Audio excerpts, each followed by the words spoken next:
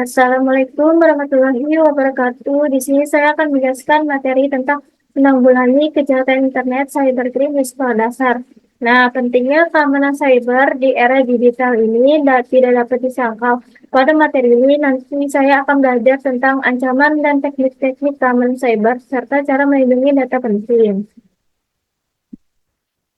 Selanjutnya di sini ada pengertian internet. Apa sih internet itu? Jadi internet itu merupakan jaringan besar secara global yang menghubungkan jutaan komputer dan perangkat di seluruh dunia. Internet itu untuk memudahkan pertukaran informasi dan komunikasi secara cepat dan mudah. Melalui internet, kita bisa mengakses situs web seperti mengirim email, berkomunikasi lewat media sosial, menonton video. Secara teknis, internet bekerja dengan menghubungkan berbagai jaringan komputer dengan protokol standar yang disebut TCP atau IP. Jadi, mereka bisa berbicara satu sama lain melalui internet. Nah, di sini ada cybercrime. Apa sih cybercrime itu? Jadi, cybercrime itu merupakan kejahatan dunia maya melalui tindakan ilegal yang menggunakan komputer, jaringan, atau data digital untuk merugikan orang lain yang dilakukan melalui internet. Globalisasi tersebut membawa dampak perubahan terhadap peradaban manusia, baik dampak positif dan dampak negatif.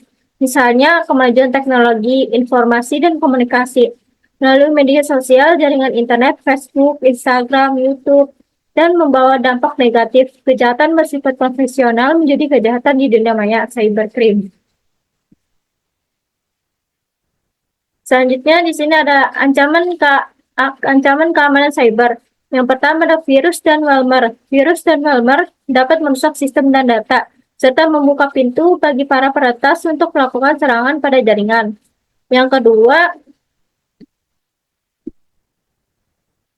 ada phishing. Phishing adalah teknik yang digunakan oleh peretas untuk mencuri data pribadi dan menyamar sebagai sumber yang terpercaya. Yang ketiga ada serangan DDoS, yaitu serangan distribusi denial of service, mengakibatkan server sasaran menolak permintaan koneksi, membanjiri jaringan, dan menyebabkan kelembatan. Yang terakhir adalah tidak memperbarui perangkat lunak. Tidak memperbarui software pesan berarti tidak menimbulkan resiko keamanan bagi sistem dan data. Selanjutnya di sini ada jenis-jenis cybercrime. Yang pertama ada perundungan cyber seperti cyberbullying, seperti menghina, mengejek lewat menyebarkan foto atau video tanpa izin, menyakiti perasaan orang lain. Yang kedua ada peretasan akun seperti orang lain masuk akun kita tanpa izin, bisa mengganti password, menghapus akun. Selanjutnya permainan palsu, minta data pribadi. Yang keempat ada penyebaran konten yang tidak baik seperti gambar atau video yang tidak pantas, informasi palsu, bohong, atau hoax. Selanjutnya ada contoh cybercrime di kalangan anak sekolah dasar. Nah, apa saja sih? Di sini ada yang pertama ada mengakses game ilegal, yaitu mengotomatisasi proses bisnis untuk mengurangi biaya dan waktu. Yang kedua ada diganggu atau dibully lewat media sosial. Jadi menggunakan data dan teknologi untuk memberikan layanan yang lebih personal dan responsif. Yang ketiga diundang oleh orang asing lewat aplikasi game. Jadi meningkatkan kemampuan perusahaan untuk bersaing di pasar yang berubah cepat. Selanjutnya ada dampak cybercrime pada anak, yaitu dampaknya ada dampak psikologis, yaitu mudah depresi, anak mudah marah, anak mudah timbul perasaan gelisah, anak mudah cemas, dan anak menyakiti diri dan percobaan bunuh diri. Yaitu yang kedua ada dampak sosial, yaitu anak bisa menarik diri, anak kehilangan percaya diri, dan anak lebih agresif kepada teman dan keluarga.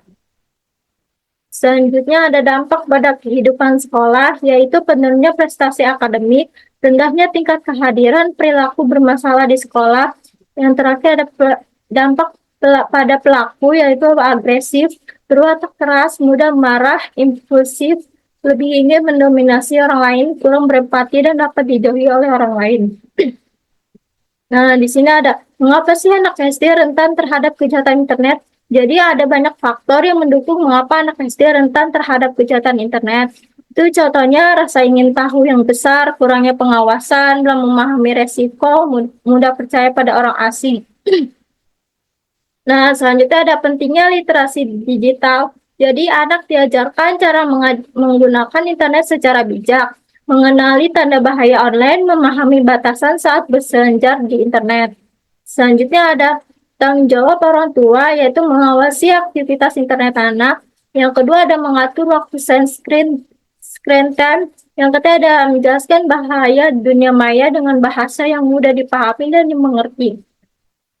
Yang kedua ada tanggung jawab sekolah. Yang pertama yaitu membuat aturan penggunaan internet di sekolah. Yang kedua menyediakan akses internet yang aman. Yang ketiga memberikan edukasi tentang bahaya cybercrime. Yang terakhir ada tanggung jawab guru, yaitu pertama menyiapkan pendidikan digital bagi dalam pembelajaran. Yang kedua menjadi tempat aman bagi siswa untuk bercerita. Yang ketiga ada melaporkan bila ada kasus cybercrime bullying.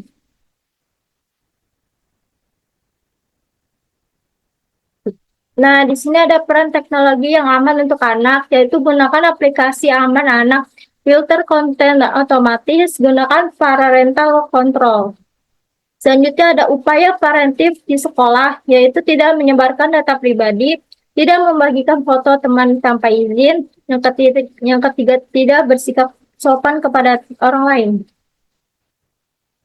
Nah, yang selanjutnya ada sosialisasi bahaya cybercrime.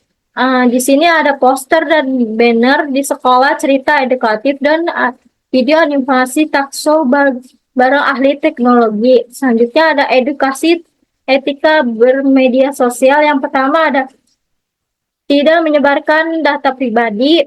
Yang kedua ada tidak membagikan foto teman tanpa izin. Yang ketiga ada bersikap sopan terhadap orang lain, tidak mengejek, membuli, komen di postingan orang lain.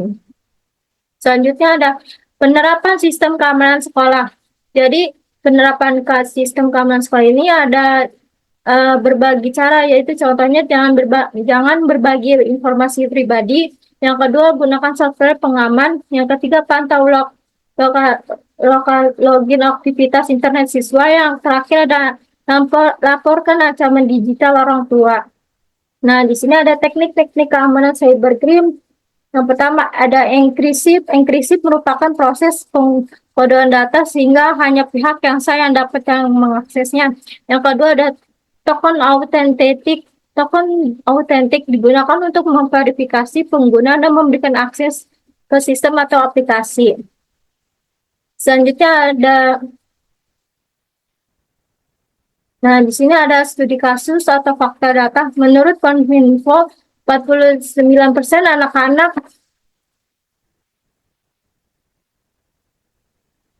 Menurut Kominfo, 49% anak-anak pernah menerima pesan dari orang asing melalui internet. Banyak kasus cyberbullying yang terjadi tanpa diketahui orang tua atau guru. Selanjutnya ada solusi aplikasi ramah anak, yaitu aplikasi belajar yang aman dan mendidik. Kedua, kontrol waktu dan konten oleh orang tua. Yang ketiga, chat aman hanya dengan teman dan guru. Nah, sekian dari presentasi ini. Kesimpulannya, jadi cybercrime merupakan ancaman nyata bagi anak-anak SD. Kejahatan internet bisa merugikan banyak orang. Perlu kerjasama antara anak, orang tua, guru, dan sekolah. Selalu berhati-hati dan melaporkan ke orang dewasa jika hal yang merugikan. Internet harus digunakan dengan bijak dan bertanggung jawab.